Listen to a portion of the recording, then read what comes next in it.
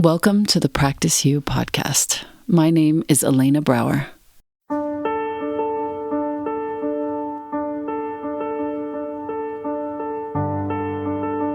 Let's dive into today's conversation regarding life's myriad transitions and how we refine our responses in our relationships, our wellness, our households, our work, and in our practices. You are invited to learn and love and listen with me. Welcome to Practice You.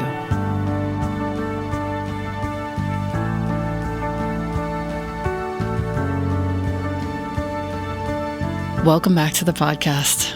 I have with me a relatively new friend, one who's made quite an impression upon me upon coming and having a visit and a walk along with the dear Erica Mather. Rahshaana Green is with us today, and it's a real pleasure to have this heart and mind here. Welcome in. Thank you. So happy to be here with you. Yeah. Allow me to introduce you to my listener. Rahshaana is a multidisciplinary wellness consultant focused on helping people heal and manage the stressful effects of change in all its forms. Everything is always changing, isn't it? Her work includes mental, embodied, and organizational practices that teach resilience and provide tools and resources to evolve, heal, and grow.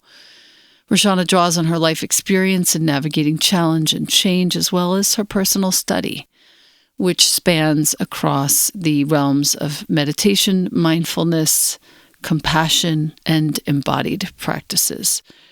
You know what's nice, Rahshaana, is that when we met, we went for a long walk, and I was struck by your presence, your openness, your enthusiasm for all of life, and your willingness to not shy away from the harder conversations.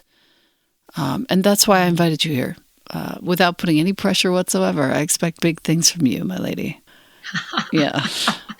No pressure. No pressure. So today what I wanted to talk about with you, a little bit about your work, what is lighting you up these days, what are you bringing to the world, and really for what can we thank you for? And then also what the future holds for you. I think that you're an example for women and people of color who are finding their way into spaces that sometimes, I've heard you say this very recently, sometimes even surprise you that you would be in spaces having privileges such as the ones that you have. And yet, there are real experiences that you have, that you recounted to me, some of which on our walk, where things are not as sweet and not as privileged as one would hope. So I'd like to talk about a little bit of all of that with you, if I may. I'd love that. Okay. I'd love that. Let's start by what is lighting you up these days. Honestly, what's lighting me up is inviting people to occupy and be in discomfort with me. I'm signing up. I'm signed up. How is that? How is that for starting? I'll start right there. No, I'm perfectly signed up. Yes, thank you. Please elaborate. What I increasingly am coming to notice and feel almost in my bones as foundational to so many of the ways we struggle with making one another feel included, feel like we belong, like one of these barriers to really creating, maintaining cohesive, connected community is the way in which we avoid discomfort. And I think we do this as communities. We don't just do this as individuals either.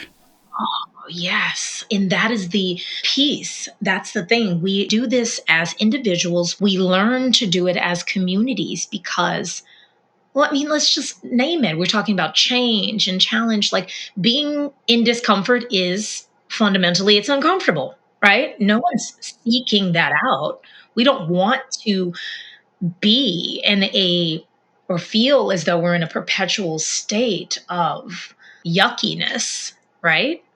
But the problem is this, that edge where we inevitably learn something new about ourselves, about individually or as communities or collective, that edge is often a moment or an incident or a space of discomfort that we can choose to bear with and be in and get curious about, to learn and challenge ourselves to be together in different ways, like learn to do that. Or we can hit the eject button or, push it away, which then has all of these ripple effects. Yeah.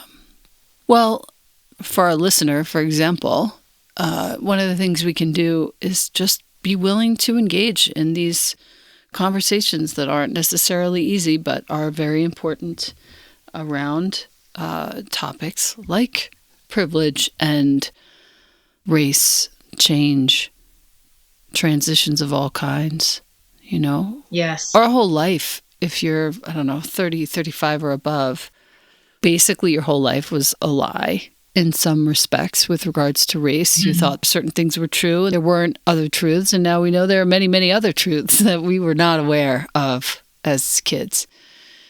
We know that things were much more harrowing and horrifying for people of color. We know a lot more about the way that the indigenous folks have been treated throughout time.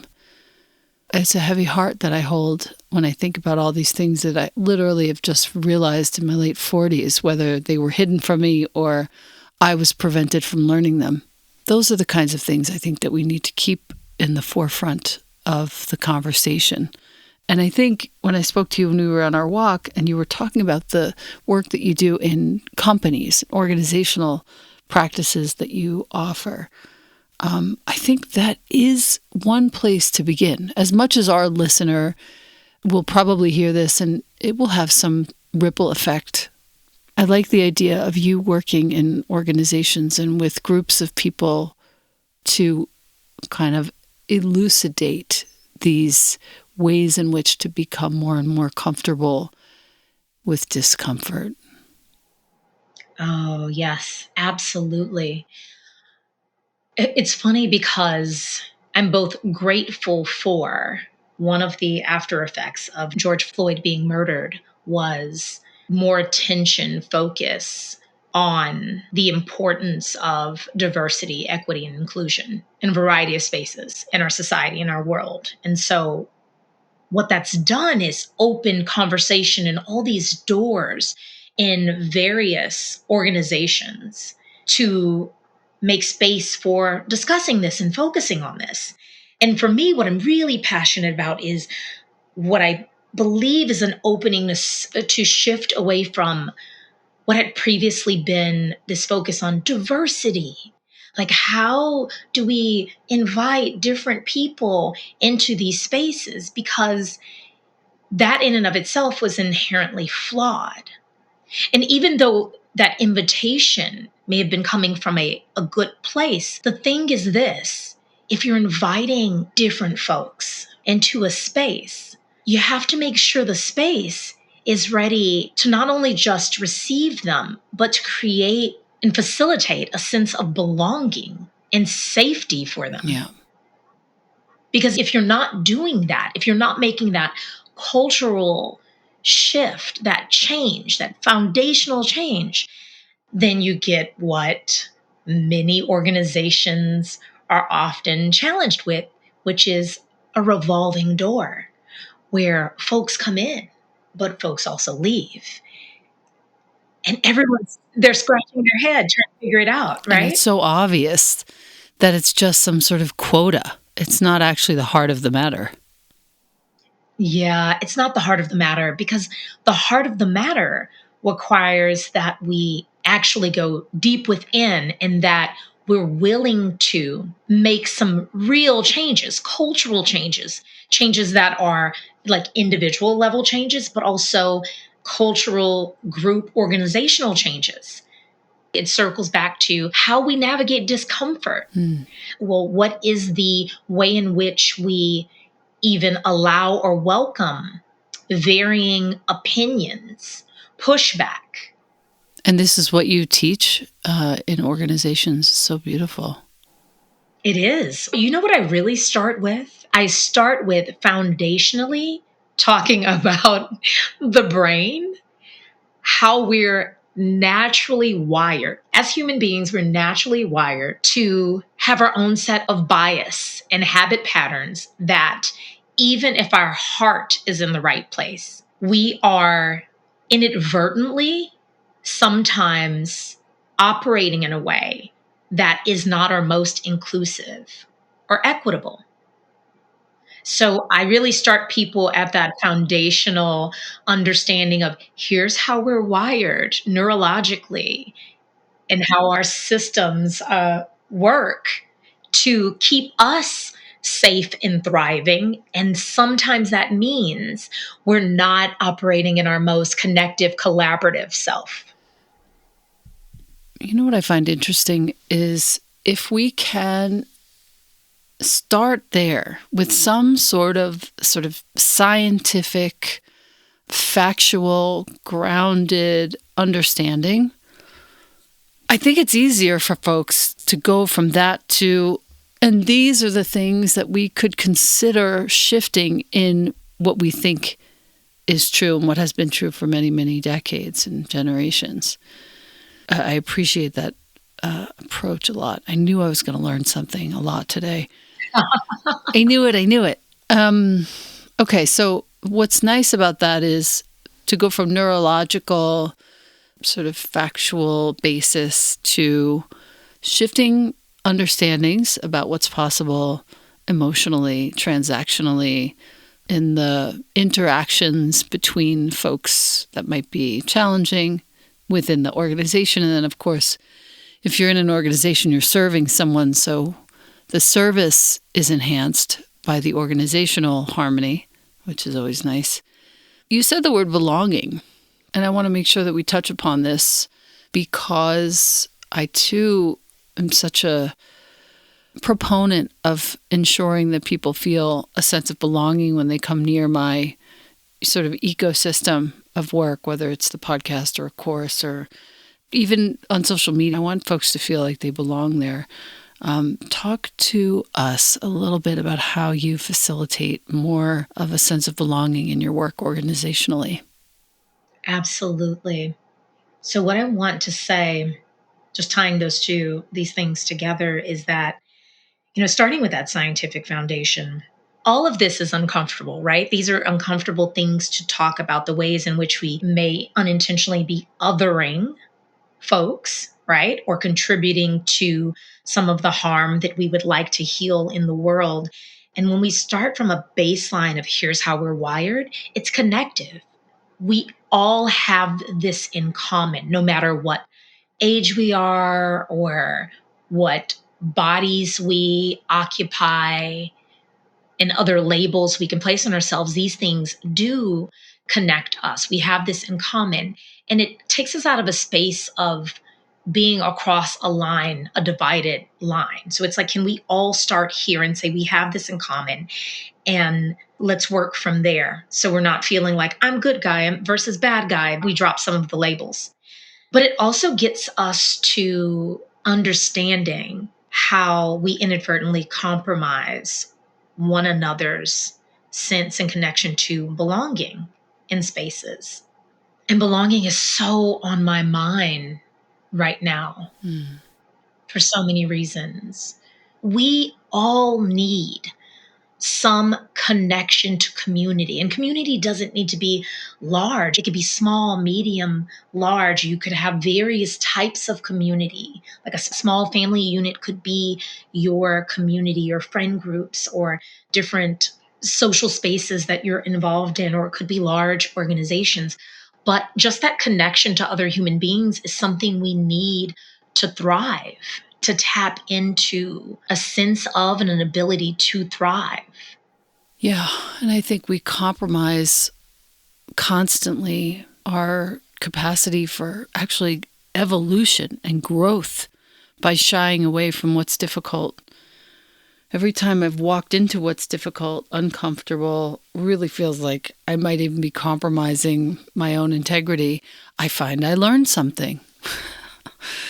You know what I mean? And it wasn't a compromise at all. In fact, it was a real opening. Yes, that even. This is a challenge, even though I do this work. I find this challenging every day. I come into these or run into, somewhat of a wall where either the way in which someone is showing up in space or communicating with me or being towards others in some way I'm witnessing feels challenging. And I might experience in my body this visceral sense of just wanting to not be in the presence of that, right? Push that away. Like, I don't want this experience. I don't want to witness it. I don't want to be personally in the experience of it. However, that doesn't change anything. And if I stay with it and get curious about the why, find a compassionate way of challenging it. And compassionate, I do not mean just being nice or superficially glossing over behaviors that we shouldn't tolerate in society or even being in presence with. What I mean by compassion is being able to say or ask, why is this happening? Or why are you showing up this way? Or what's going on for you? And being able to bear with the pieces of it that may be making me feel uncomfortable so I can seek to build a bridge as opposed to building a wall. Build a bridge. Yeah. Yeah. For as long as I can do that, I'll keep going and doing this podcast. And I feel like people like you who are very conscious of that possibility are changing the world. I hope so. Yeah. I think so. Which is why I do it, which is why it is the reason why I do it.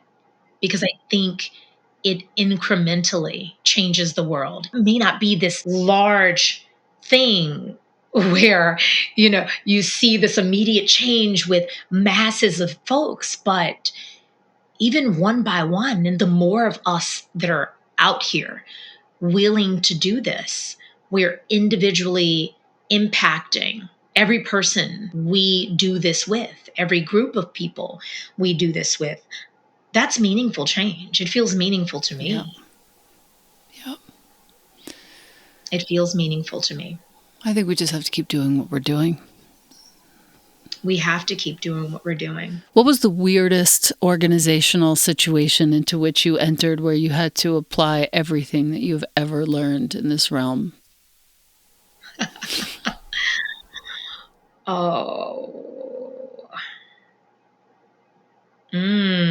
That's an interesting one. What immediately came to mind was something that was more of a rigid, financially focused based institution. But what I think is more surprising than that is a yoga based organization. There's this notion that organizations that are already working from a place of mindfulness and compassion, they're a few steps ahead. And I think people would be really surprised to realize that sometimes baked in is this bypassing of the work that still needs to be done. Because just knowing the things and knowing the concepts isn't the same as applying them day in, day out. Let's think of an example. Okay. Mm-hmm. I don't know if you have one in your work.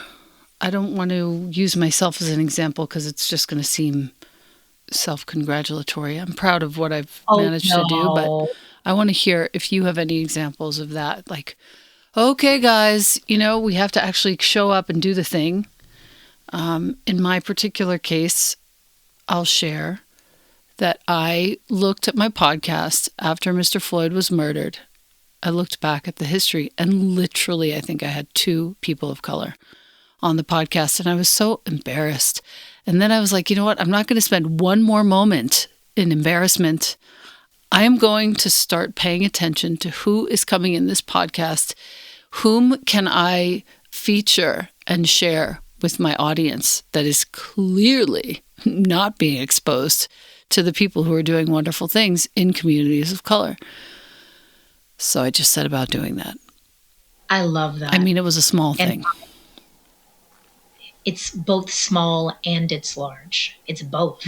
I think it's both, because the small things speak to that foundational shift that we have to be willing to be introspective about, that you said about some introspection to explore what ways in which you might be upholding something that you would like to see shifted and changed, right? I definitely was upholding it.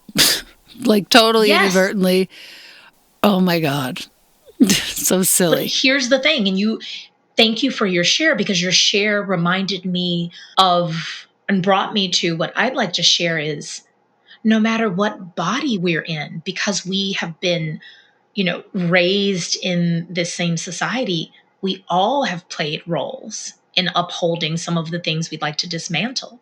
So as a Black cisgendered woman, and this ties into belonging and things I want to cultivate. Part of belonging is being in a space and feeling like you can occupy it in your most authentic self, your most authentic way. And prior to this current work that I'm doing, I spent 15 plus years working in conservative corporate organizations in like medical device, life science industry. And I spent quite a bit of time code switching. And I mean, actively thinking as a Black woman, if I want to be successful in this space, what version of me should show up here? What do I need to look like? How do I need to speak? How do I need to bite my tongue? Yeah. Speak differently. Speak Everything. properly. Speak properly.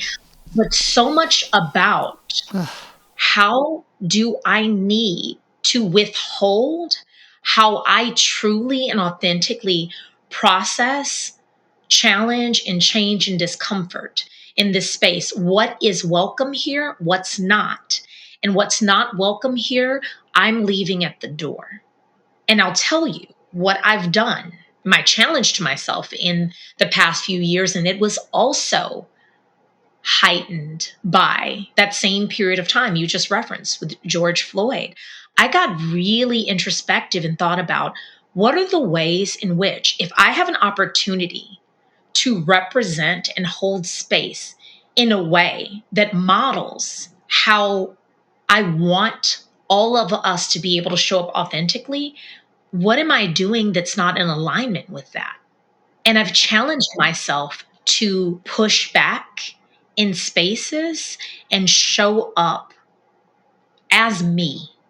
And I'll be very explicit. What that means is I have shed these notions of not being able to, or not being acceptable for me to show emotion, whether that meant, tears coming up, expressing my hurt in the moment, and not in a reactive way, but in a I'm being fully present and here's what's arriving for me way, or compassionately naming and pausing what's happening in front of me to say, here's what I'm witnessing, and here's the harm I'm witnessing happen, or here's how it's impacting me. And also ultimately challenging folks in spaces to do the same and also pause and make space to be with what is actually happening. Yeah. It's one of those things that we can't do unless we're presented with the opportunity. And I think a lot of folks, a lot of white folks anyway, we need to actually put ourselves into the position of discomfort more of the time and just be willing to learn. This is not about being made wrong. And I think that's one of the important aspects here to point out. You might want to just turn us off because we're not really teaching you anything, are we? But we are.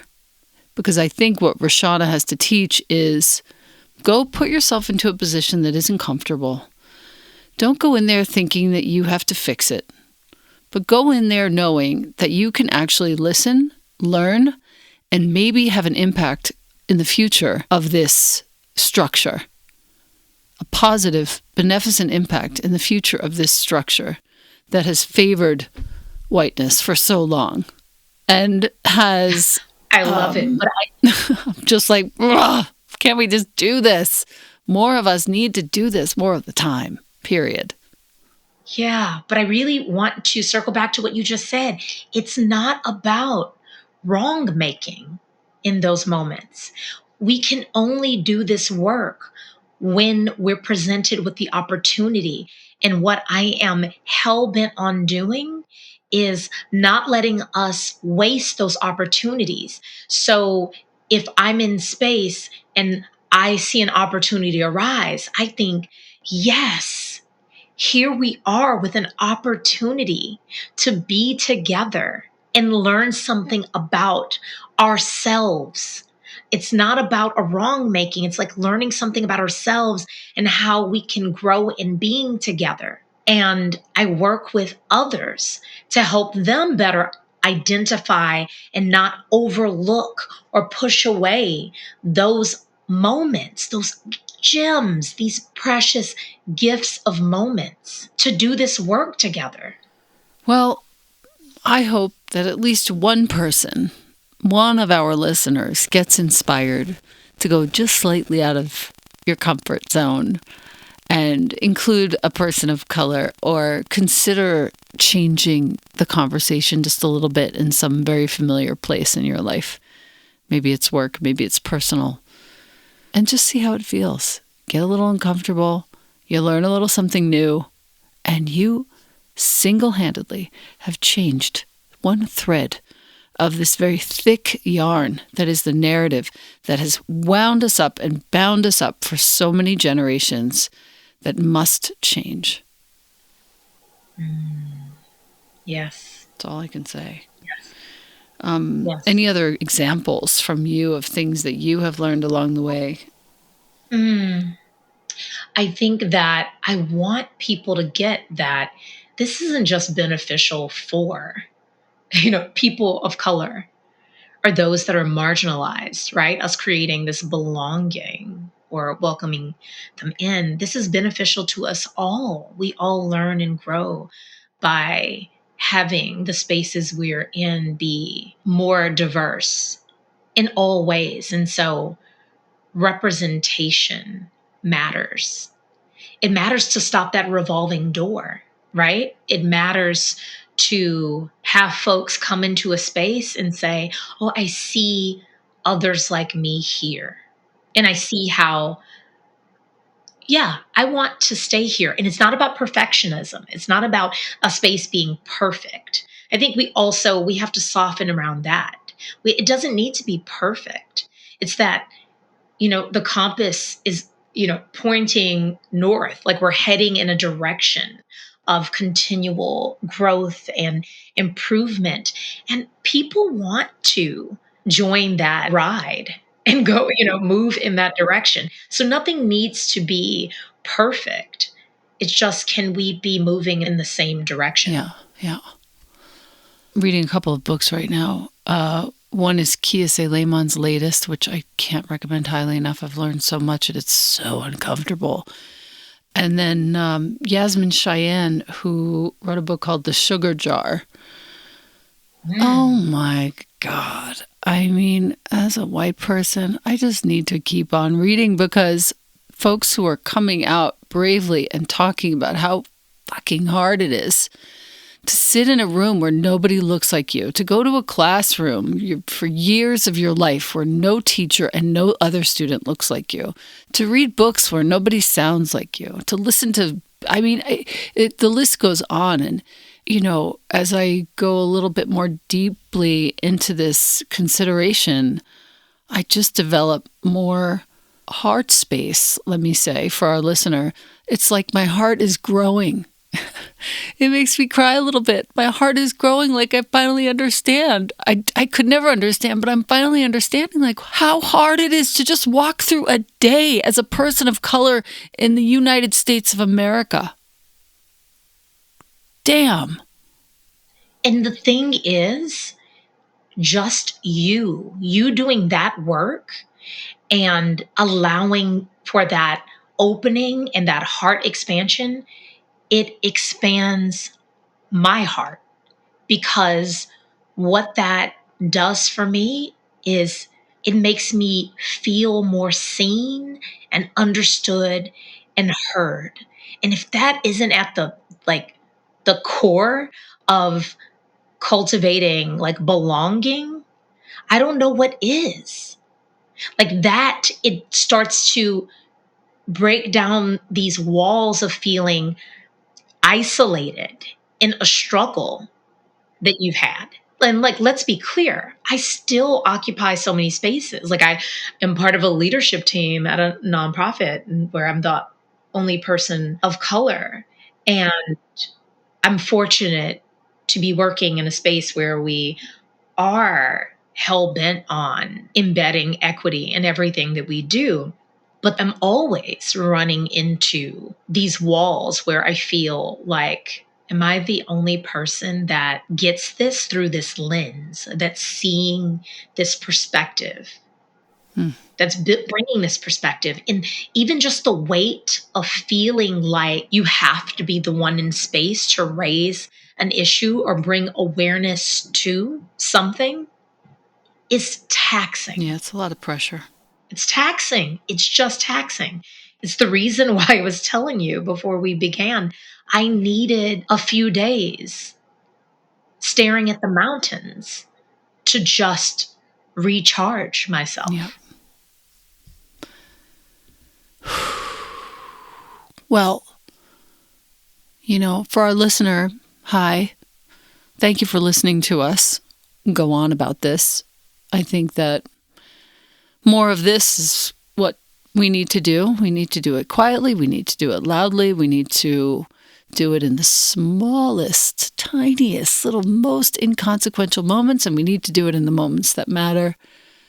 Be alert to the people of color in your life. Allow them to shine. Invite them to shine. Create opportunities for you to get really deeply uncomfortable with the status quo in order to change it. Those are a few things I can think of to say right now. Yes. Yes. And just thank you. I like that. Thank you. No, thank you. This is a wonderful opportunity. I cherish that walk we took. So do I. Erica Mather connecting Yes. us. I thought, I love when life gives us these little gifts. Yes. Connective Yes. gifts that feel like expansion of community. Yeah. I felt so safe talking to you and asking questions that I probably would never have asked. So thank you for that. I loved that. I'm hell-bent on that. What individually and in community, creating that comfort, because I know that curiosity can sometimes get us into trouble, right? We can feel as though, or maybe we've been received in certain ways after asking certain questions, just from a place of wanting to learn. And I pride myself on being a safe space for curiosity so that it can foster connection. So thank you for seeing that. Thank you for feeling that from me.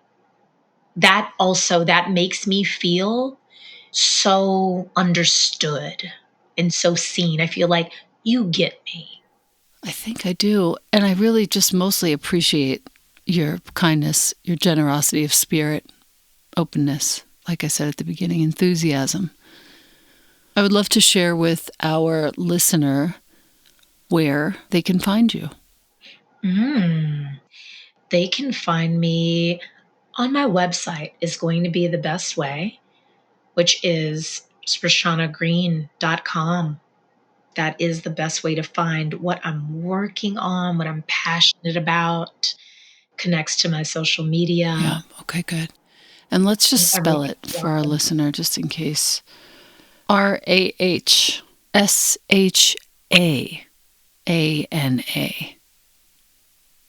Okay? Rahshaana. And thank you for the Ra. Rah. It is actually a Rahshaana. I know. That's so I really appreciate I appreciate that. Yeah. That little You moment. bet. Till soon. I think we should do a part 2. I do expect great things from you. I feel like there is some sort of... I don't even want to encourage you to write a book because books are neither here nor there at times. I would... Oh, I have a book in me. Amazing. I have a book. Okay, so book. I didn't want to put the pressure on, but book. I would love to see you do some coursework.